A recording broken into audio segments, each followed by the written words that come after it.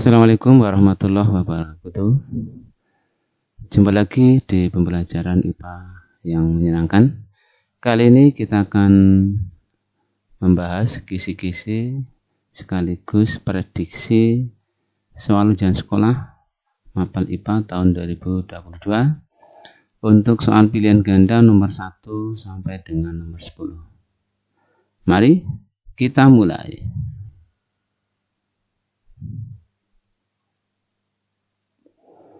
Kisi-kisi nomor 1 disajikan ilustrasi tentang pengukuran. Peserta didik dapat menentukan besaran pokok, besaran turunan dengan benar. Untuk mengerjakan soal nomor 1 ini, anak-anak harus paham 7 besaran pokok, yaitu mulai dari panjang, massa, waktu, suhu, kuat arus, intensitas cahaya, dan jumlah zat. Ini wajib dihafalkan. Contoh soalnya, seorang siswa mengukur sebuah benda berbentuk balok dengan hasil sebagai berikut. Panjang 30 cm, lebar 20 cm, dan tebal 5 cm. Selanjutnya, benda tersebut ternyata memiliki volume 3000 cm3. Pertanyaannya, berdasarkan hasil pengukuran yang dilakukan siswa tersebut, yang termasuk besaran pokok adalah... Nah, dari kalimat ini ada beberapa besaran yang tersebut, yaitu ada panjang, lebar, tebal. Ini sama-sama besaran pokok panjang. Dan ada volume. Volume ini berarti besaran turunan karena tidak termasuk di 7 besaran pokok. Oleh sebab itu, jawabannya adalah D, yaitu panjang, lebar, dan tebal. Jawaban A dan B serta C salah karena ada volume. Bisa dipahami ya? Lanjut soal nomor 2. Soalnya disajikan gambar beberapa organisme. Peserta didik dapat mengklasifikasikan berdasarkan struktur tubuhnya dengan benar. Anak-anak semuanya silakan fokus di klasifikasi makhluk hidup berdasarkan perkembangbiakannya, terutama pada hewan, yaitu ada ovipar, vivipar, dan ovovivipar. Contoh soalnya, perhatikan gambar berikut. Berdasarkan cara berkembang biaknya, hewan-hewan di atas dapat dikelompokkan menjadi titik-titik. Nah, mari kita cermati. Soal nomor gambar nomor 1, ini harimau. Harimau ini berkembang biak dengan melahirkan atau vivipar. Nomor 2 gajah, ini juga vivipar. Nomor 3 elang bertelur, dan nomor 4 ayam bertelur. Maka jawabannya adalah A, yaitu 1, 2, dan 3, 4. Ini berdasarkan perkembangbiakannya. Silakan diteruskan, dipahami. Untuk menjawab soal nomor 2 ini, contoh-contoh soal yang fokus pada perkembangbiakan hewan ada 3. Lanjut, soal nomor 3. Kisi-kisinya disajikan pernyataan tentang perubahan pada benda. Peserta didik dapat menentukan yang termasuk perubahan fisika dengan benar. Ini soal sebenarnya sudah cukup terbuka, yaitu hanya perubahan fisika. Nah, ingat semuanya, ada 2 perubahan di sini, perubahan fisika dan perubahan kimia. Perbedaannya kamu pahami, silakan. Untuk perubahan fisika tidak terbentuk zat baru, kalau kimia terbentuk zat baru. Terus kemudian komposisi materi tidak berubah. Untuk perubahan kimia, komposisi materi sebelum dan sesudah reaksi mengalami perubahan. Yang ketiga, untuk perubahan fisika tidak terjadi perubahan warna bau, rasa, dan tidak terbentuk endapan. Sedangkan untuk perubahan kimia ditandai dengan terbentuknya gas, endapan, perubahan suhu, perubahan warna, perubahan bau, dan perubahan rasa. Contoh soalnya, perhatikan peristiwa perubahan zat berikut. 1. Daun yang tua berwarna kuning. 2. Air dipanaskan menguap. 3. Kertas dibakar menjadi abu. Dan keempat, beras ditumbuk menjadi tepung. Berdasarkan peristiwa tersebut, perubahan fisika dan kimia berturut-turut yang benar ditunjukkan oleh nomor titik-titik. Mari kita cek ya. Nomor 1, daun yang tua berwarna kuning. Ini adalah perubahan kimia ya. Nomor 2, air dipanaskan menguap. Ini perubahan fisika ya, karena nanti uap bisa diembunkan kembali. Nomor 3, kertas dibakar menjadi abu. Ini terjadi zat baru dan tidak bisa kembali ke bentuk semula. Ini perubahan kimia. Sementara beras ditumbuk menjadi tepung, ini hanya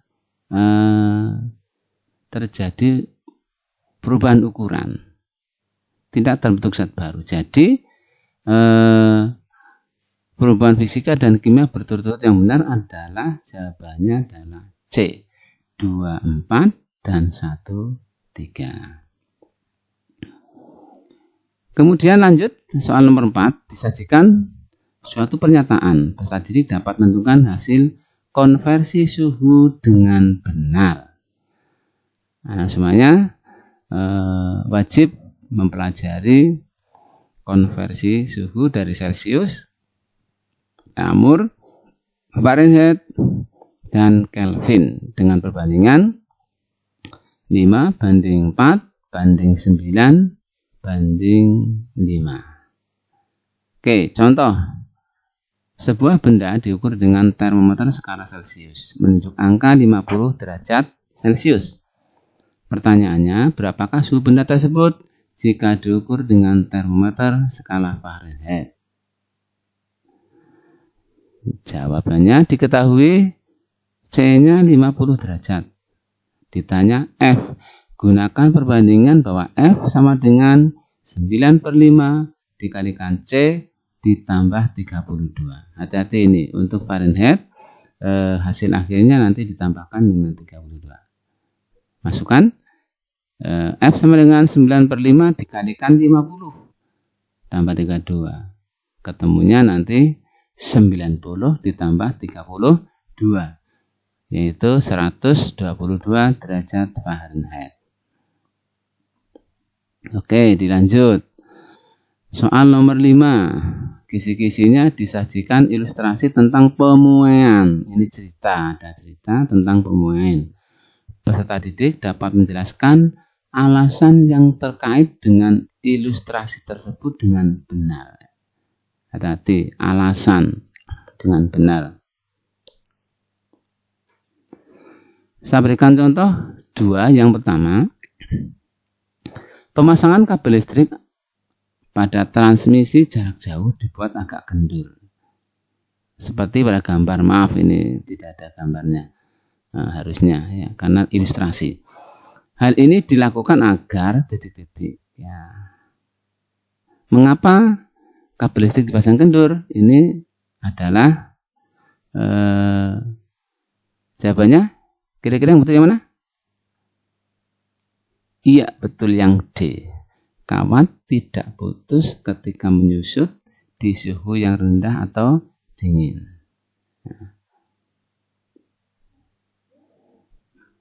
Soal nomor kedua, gelas kaca bisa pecah jika diisi air panas secara tiba-tiba. Hal ini disebabkan oleh, coba kita cek. Ya. Bagian dalam sudah memuai, bagian luar belum memuai. Ya. Inilah jawabannya ya. Yang A. Kalau yang B, bagian luar sudah memuai, bagian dalam belum memuai. Ini salah. Ini terus angka muai kaca sangat kecil sehingga kaca pecah. Ini juga kurang pas. Yang tepat adalah yang A. Oke, dilanjut. Soal nomor 6. Disajikan gambar benda yang dilempar melengkung ke atas. Peserta didik dapat menentukan energi potensial dan energi kinetik terbesar dengan benar. Nah, ini anak semuanya harus paham. Untuk energi potensial ini dipengaruhi oleh massa, percepatan gravitasi, dan ketinggian. Dari sini kita pahami bahwa energi potensial berbanding lurus dengan ketinggiannya. Artinya semakin besar hanya atau semakin tinggi bendanya, energi potensialnya semakin besar. Sebaliknya, ketinggiannya semakin rendah atau semakin dekat dengan tanah, energi potensialnya semakin kecil. Berbeda dengan energi kinetik, ya. Energi kinetik sama dengan ini setengah kalikan M kalikan V kuadrat. Di sini energi kinetik dipengaruhi oleh kuadrat kecepatan. Artinya semakin tinggi kecepatannya, ini semakin besar energi kinetiknya. Ya. Semakin kecil energi kinetiknya, ini semakin kecil juga energi kecepatannya semakin kecil juga energi kinetiknya. Dalam hal ini, untuk energi kinetik bisa diwakili dengan ini kecepatannya, artinya semakin dekat dengan bumi, kecepatannya semakin besar karena searah dengan percepatan gravitasi. Sementara kalau semakin jauh, semakin tinggi dari bumi, energi kinetiknya semakin kecil karena berbanding terbalik dengan percepatan gravitasi. Artinya semakin tinggi, percepatan gravitasi semakin rendah, sehingga kecepatannya juga semakin rendah. Oke, dari sini kita menuju ke soal. Perhatikan gambar.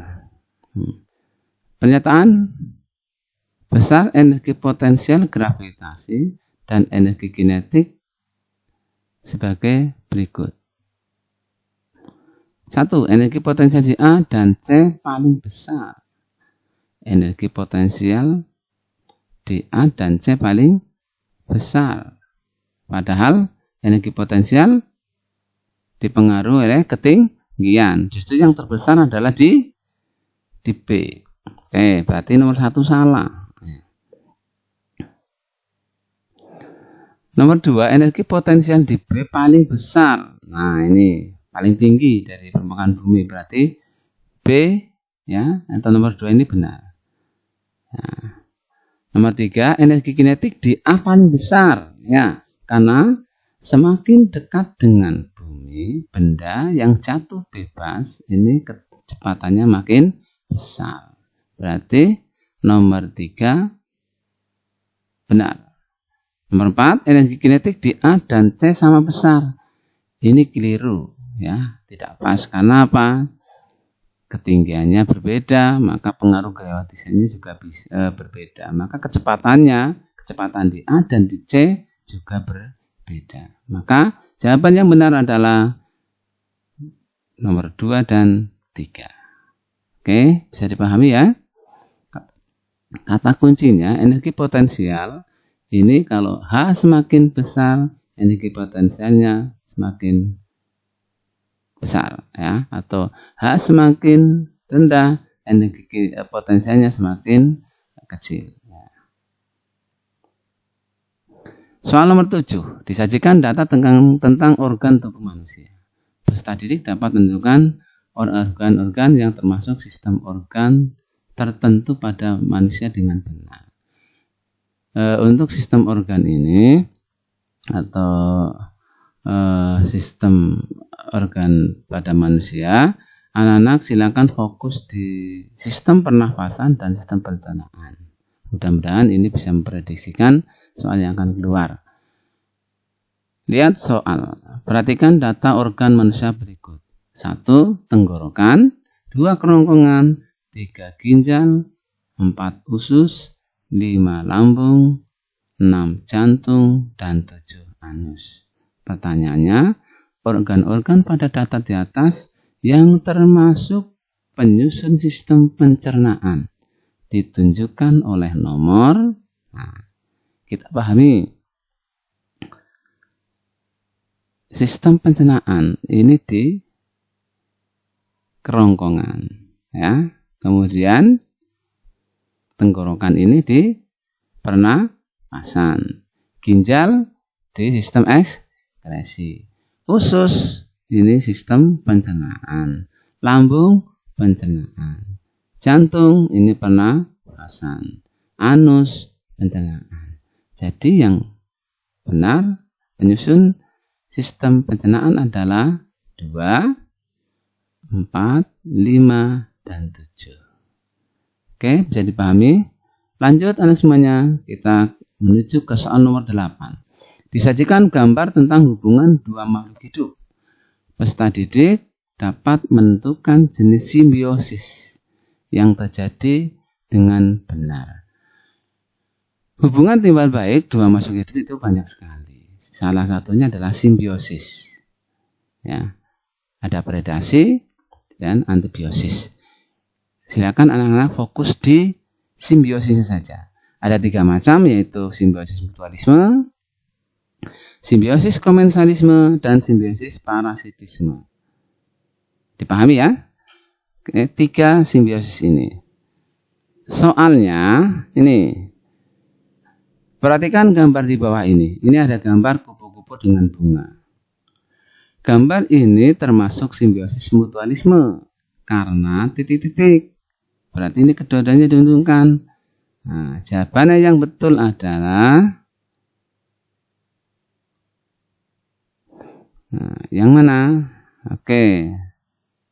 Bunga dibantu penyerbukan oleh kupu-kupu dan kupu-kupu mendapat makanan dari bunga. Jadi jawabannya adalah C. Ya. Soal nomor 2. Ini ada gambar tumbuhan inang dan benalu. Ya. Pertanyaannya adalah hubungan yang terjadi pada kedua tanaman seperti pada gambar di atas adalah ini apa? Yaitu simbiosis parasitisme. Kenapa? Karena satu tanaman beruntung dan satunya dirugikan. Beda dengan anggrek. Kalau anggrek terhadap pohon mangga misalnya, ini adalah simbiosis komensalisme. Bisa dipahami? Oke, kita lanjut membahas kisi-kisi soal nomor 9. Disajikan ilustrasi tentang penyebaran lingkungan. Peserta didik dapat menentukan cara untuk menanggulanginya dengan benar. Ini ada ilustrasi tentang penyebaran lingkungan. Pertanyaannya ini menentukan cara untuk menanggulanginya dengan benar. Contoh soal. Hasil pemantauan yang dilakukan oleh Kementerian Lingkungan Hidup terhadap kualitas air sungai di Indonesia menunjukkan kecenderungan peningkatan penyebaran hingga 30%. Dari 52 sungai yang dipantau, hampir 30% kecenderungan meningkat pencemarannya dari sedang menjadi berat. Pencemaran tersebut paling tinggi diindikasi karena semakin meningkatnya limbah domestik. Walaupun beberapa sungai terutama di Indonesia Timur, yaitu Papua dan Maluku, disebabkan oleh kegiatan tambang. Ini diperoleh dari kompas.com. Pertanyaannya, usaha yang dapat dilakukan untuk mengatasi masalah pencemaran sungai di atas adalah, ini kata-katanya adalah, kata kuncinya ada pencemaran sungai dan di sini ada limbah. Maka jawabannya adalah yang betul. Yang mana? Yaitu yang D. Mengolah limbah terlebih dahulu sebelum dibuang ke sungai. Untuk soal nomor 2, contoh soal yang kedua, masih soal nomor 9. Indonesia merupakan negara dengan lautan yang luas. Hal ini juga tidak lepas dari pencemaran air yang dapat terjadi karena tumpahan minyak bumi yang berasal dari kapal tanker pembawa minyak bumi yang tenggelam atau bocor. Air laut akan bercampur dengan minyak sehingga air laut akan menjadi berubah warna. Pencemaran air laut seperti ini dapat diatasi dengan coba titik-titik. Untuk membersihkan tumpahan minyak dapat dilakukan dengan cara titik-titik. Yang pertama, kita cek menyaring air laut. Ini sulit, sangat sulit dilakukan. Berarti jawaban A tidak tepat. Yang kedua, memindahkan air laut yang terkena tumpahan minyak ke tempat yang aman. Ini juga sangat sulit. Yang C, menyebarkan bakteri Chlamydomonas sp pada perairan laut tersebut dengan segera. Nah, inilah yang memungkinkan, yang sangat tepat. Ya, sehingga nanti bakteri tersebut mengikat minyak yang tumpah. Yang D, melokalisir perairan pada lautan tersebut untuk waktu yang tidak ditentukan. Ini juga sulit. Jadi jawaban yang tepat adalah yang C. Soal yang ke-10. Disajikan beberapa pernyataan. Peserta dapat menentukan pernyataan yang berhubungan dengan dampak pemanasan global tersebut dengan benar. Hati-hati, ada pernyataan pernyataan berhubungan dengan dampak pemanasan global dengan benar. Ini pahami. Contoh, perhatikan pernyataan berikut ini. 1. Permukaan air laut yang semakin menyusut. 2. Banyak hewan yang migrasi ke daerah lain. 3. Penguapan yang meningkat dan hujan yang meningkat pula. 4. Timbul kekeringan yang semakin luas di permukaan bumi. Pertanyaannya adalah dari pernyataan di atas yang bukan merupakan akibat adanya pemanasan global. Ya, ditunjukkan oleh nomor yang tepat adalah nomor 1. Ya, karena permukaan air laut yang semakin menyusut ini tidak tepat. Karena pemanasan global ini akan berdampak pada mencairnya kutub es, ya, sehingga permukaan air laut akan semakin tinggi. Ya. Jawaban yang tepat adalah A. Sementara 2, 3, dan 4 adalah dampak yang benar. Ya. Contoh lagi, disajikan beberapa pernyataan masih. Contohnya, perhatikan pernyataan di bawah ini. 1. Angin topan. 2. Es kutub mencair. 3. Perubahan cuaca yang tidak stabil. 4. Suhu rata-rata bumi meningkat. Pernyataan yang termasuk dampak pemanasan global terhadap lingkungan ditunjukkan oleh nomor, yaitu nomor 2 dan 4, atau jawabannya C, ya, terhadap lingkungan. Oke, bisa dipahami. Sekian, terima kasih. Terus semangat belajar ya. Semoga kalian sukses. Amin. Jangan lupa like, share, and subscribe. Semoga like, share, dan subscribe-nya anak-anak semuanya atau kalian semua menjadi amal jariah yang bermanfaat. Amin. Allahumma amin. Terima kasih. Assalamualaikum warahmatullahi wabarakatuh.